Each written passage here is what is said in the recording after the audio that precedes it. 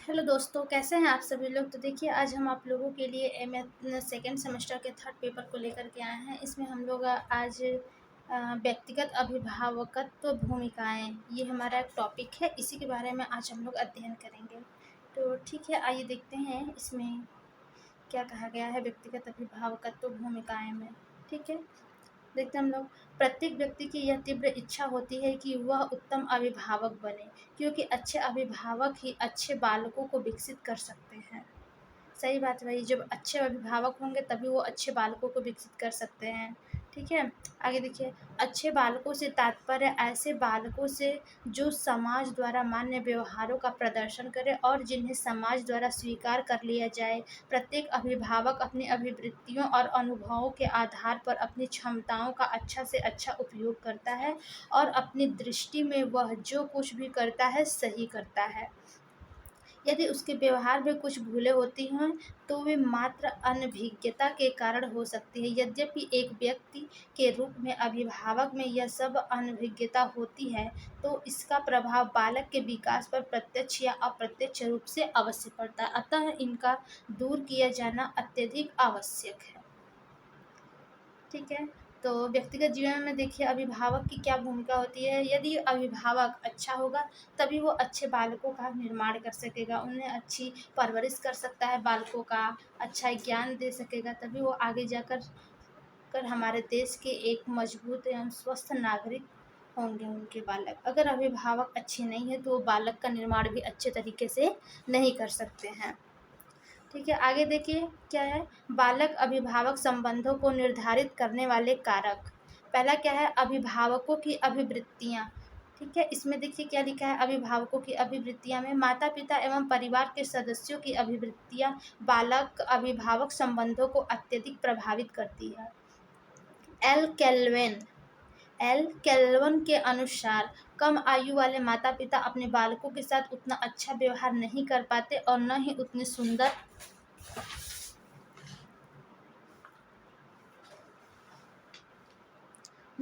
सुंदर ढंग से जिम्मेदारियों का वहन कर पाते हैं जितना कि अधिक आयु वाले माता पिता करते हैं। एल कैल्विन ने क्या कहा है कि कम उम्र के जो माता पिता होते हैं वे अपने बालकों का अच्छी तरीके से ध्यान नहीं रख पाते हैं, न तो उनका अच्छे से परवरिश कर पाते हैं।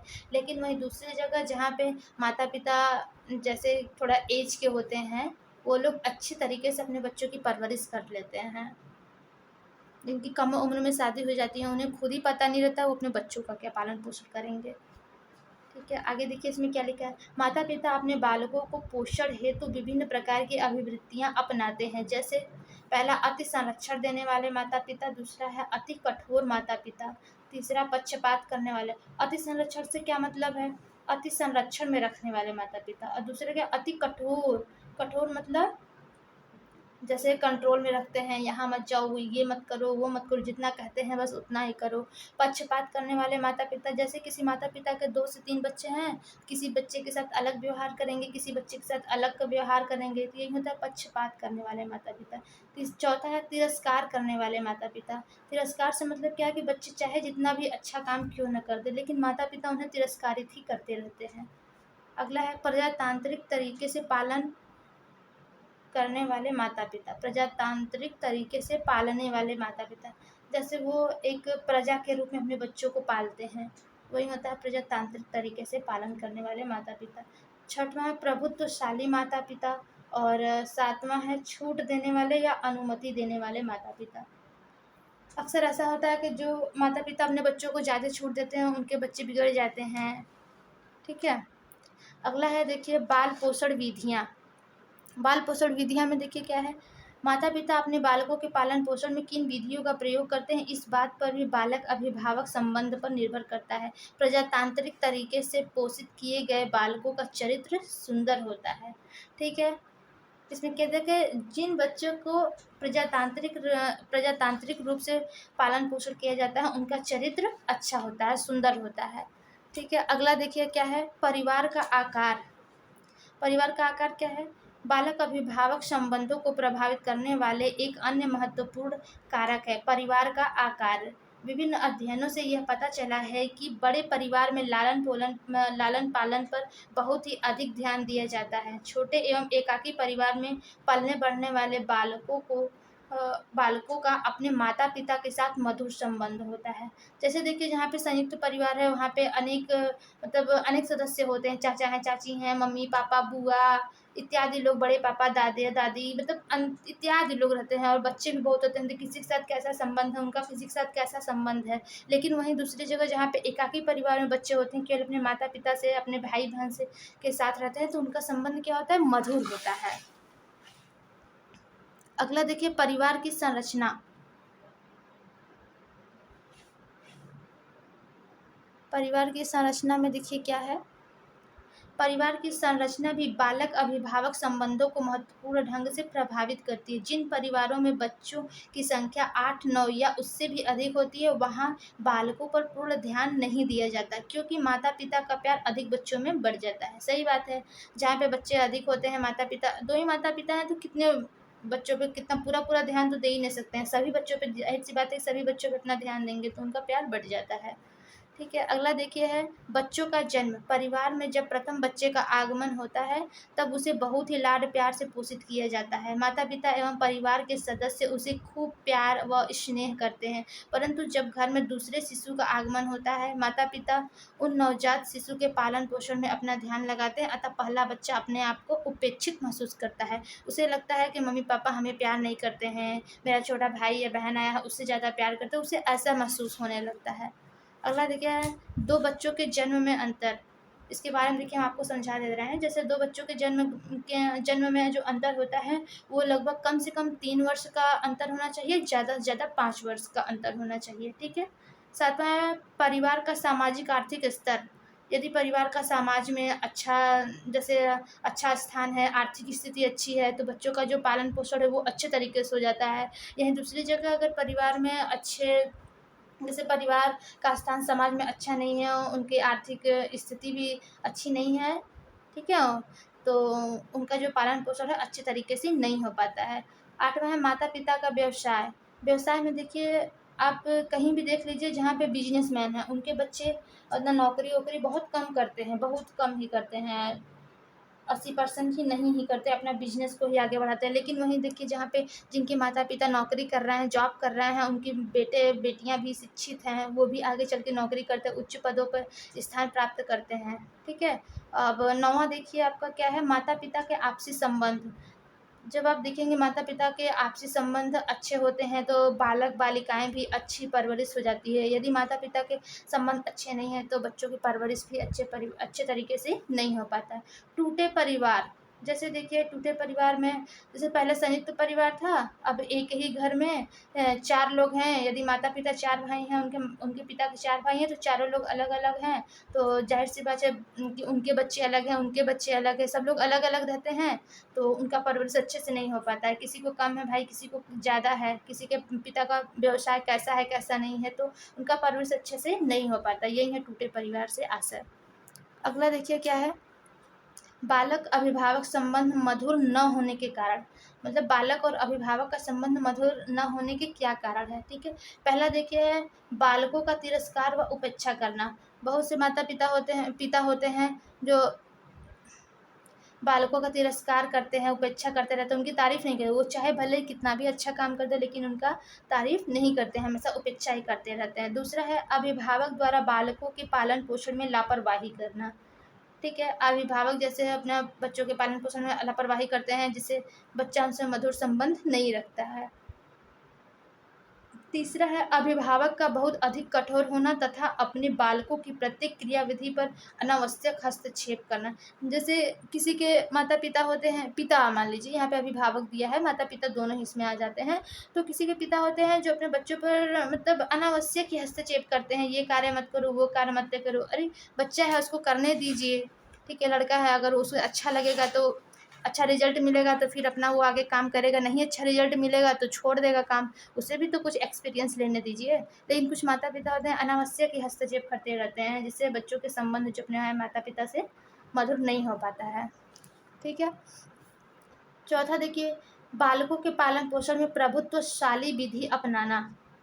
ठीक है। 5वां देखिए, बालक की आवश्यक माँगों की पूर्ति भी समय पर नहीं करना। जैसे बच्चों को देखिए कुछ अगर चाहिए है तो अपने माता-पिता से माँगते हैं, अगर उन्हें समय पे नहीं मिलता है तो वो नाराज़ हो जाते हैं।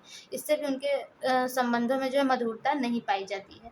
6वां, बालक का पौष्टिक संतुलित भोजन उपलब्ध न कराना। 7वां, माता-पिता का अशिक्षित होना इत्यादि और भी बहुत सारे कारण हैं। ठीक है, इतना हम आपको बता दिए हैं। जैसे कि आप थर्ड पेपर का असाइनमेंट लिख रहे हैं तो ऐसे ही लिख सकते हैं आप, अच्छे नंबर आपको मिल जाएँगे असाइनमेंट में। और आपका ये टॉपिक भी बहुत ही महत्वपूर्ण है, फर्स्ट यूनिट से ये आपका टॉपिक है, तो इससे क्वेश्चन ज़ाहिर-सी बात है एग्ज़ाम में बेहद ही अच्छे टाइप के क्वेश्चन आएँगे। तो आप इसे थोड़ा ध्यान से देखिए और आपको ये वीडियो अगर अच्छा लगे तो लाइक एंड सब्सक्राइब ज़रूर करिएगा, ठीक है? और आप ये वीडियो भी शेयर करते रहिए ताकि जिसको नहीं पता है वो भी लाइक एंड सब्सक्राइब करे। और जो भी होम साइंस से संबंधित रिलेटेड ज्ञान है उसे हम आपके अगले वीडियो में प्रोवाइड करते रहेंगे। और आप हमारे चैनल पे ऐसे ही जुड़े रहिए, ठीक है? आगे देखिए, परिवार में विभिन्न सदस्यों की भूमिका, ठीक है? तो पहले देखिए परिवार में पिता का स्थान। हम लोग यहाँ पे मुख्य रूप से पिता और माता का ही स्थान के बारे में जिक्र करेंगे, ठीक है? क्योंकि यही दोनों महत्वपूर्ण है अभिभावकता में। पहला है परिवार में पिता का स्थान। परिवार में पिता का अहम स्थान होता है। भारतीय परिवारों में पिता परिवार का मुखिया होता है। यहाँ पिता का परिवार पर पूर्ण स्वामित्व होता है। प्राचीन वेद ग्रंथों के अनुसार पिता वह व्यक्ति है जो परिवार के सदस्यों के लिए भोज्य सामग्री का प्रबंध करता हो, वो बच्चों को सुरक्षा प्रदान करता हो। पिता की भूमिका अग्रानुसार होती है। जैसे आप जानते हैं कि हमारे भारत में भारत देश हमारा जो है वो पितृसत्तात्मक है। यहाँ पे पिता की भूमिका पाई जाती है, मातृसत्तात्मक हमारा हमारा इंडिया नहीं है, ठीक है? यहाँ पे देखिए क्या है, पिता की भूमिका अग्रानुसार। पिता जो है वो सूत्रधार के रूप में है, ठीक है? दूसरा आर्थिक उत्तरदायित्व के रूप में, तीसरा है परिवार की सुरक्षा, चौथा है एक आदर्श रूप में और पाँचवा है एक मुखिया के रूप में। अगला पॉइंट देखिए क्या है, दूसरा परिवार में माता का स्थान। माता का स्थान देखिए क्या है, भारतीय परिवारों में माता का भी विशेष स्थान होता है और परिवार में उनकी महत्वपूर्ण भूमिका होती है। परिवार में माता की भूमिका इस प्रकार होती है, आगे देखिए इसके पॉइंट क्या है। पहला है परिवार की निर्माता, ठीक है? दूसरा है परिवार की व्यवस्थापक, तीसरा है संतान को जन्म, चौथा है बच्चों का पालन पोषण। अब देखिए हम लोग यहाँ पे परिवार के बारे में पढ़ेंगे, ठीक है? परिवार की अवधारणा, कॉन्सेप्ट ऑफ फैमिली, इसको आप लोग ध्यान से देखिएगा। पेपर में बहुत बार ये क्वेश्चन आ चुका है, तो आप लोग भी थोड़ा ध्यान से पढ़िए। इस पर भी क्वेश्चन आने की पूरी संभावना है कि परिवार से संबंधित क्वेश्चन आपसे ज़रूर आएंगे।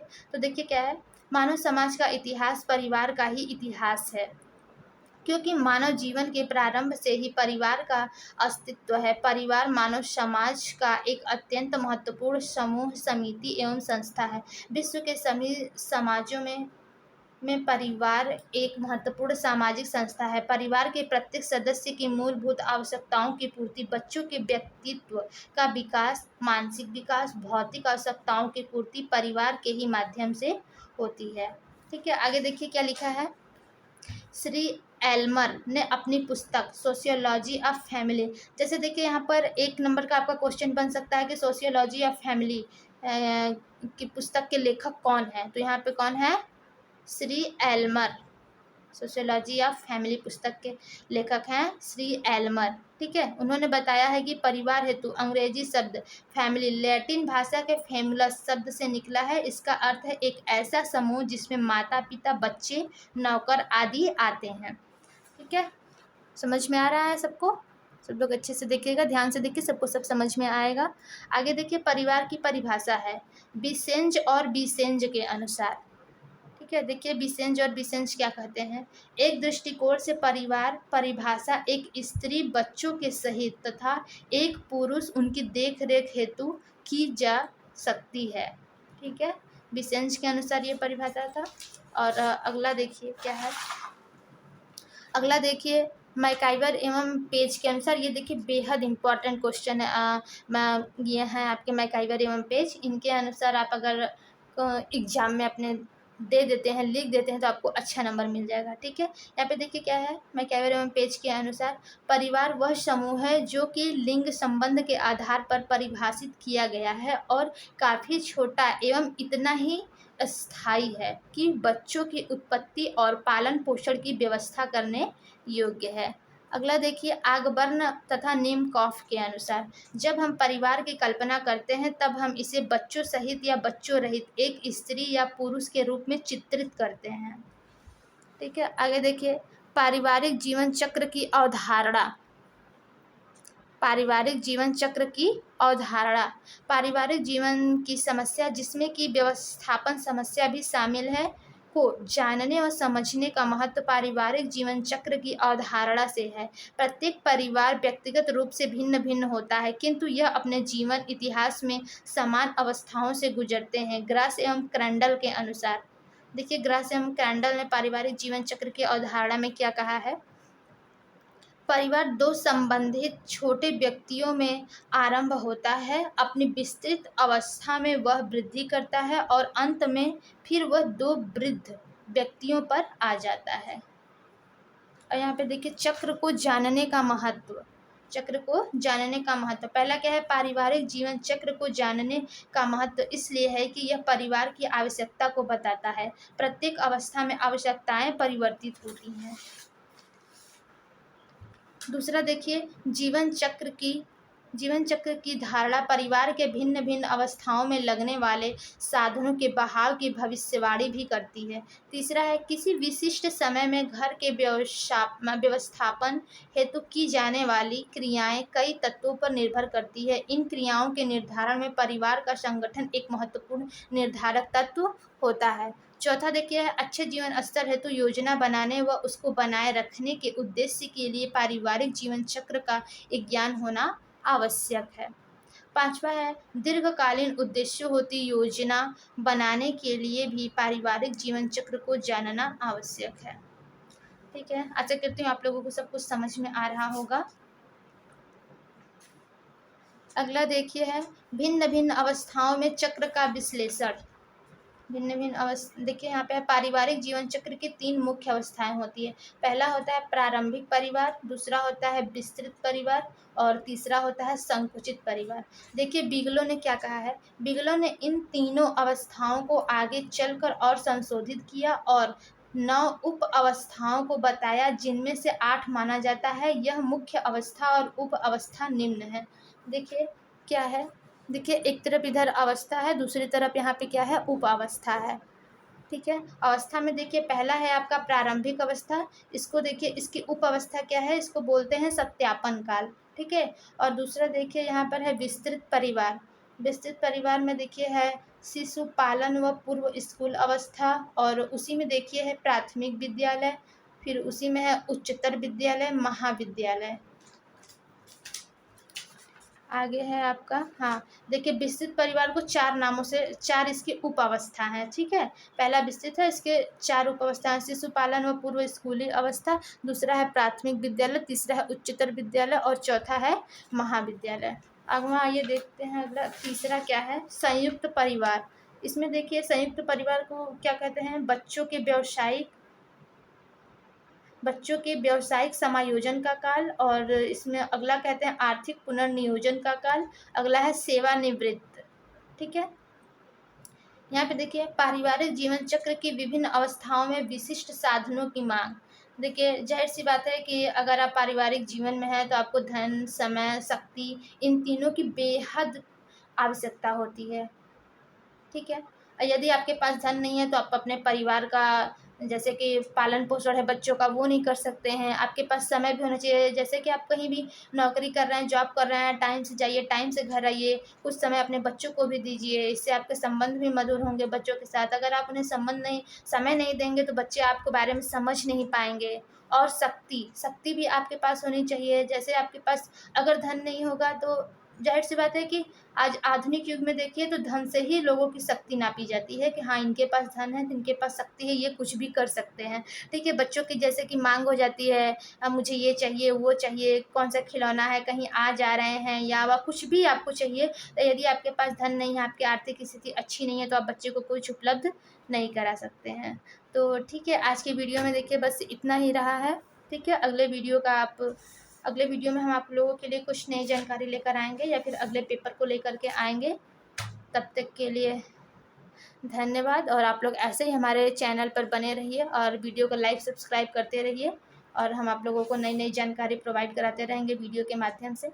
ठीक है, धन्यवाद, थैंक यू।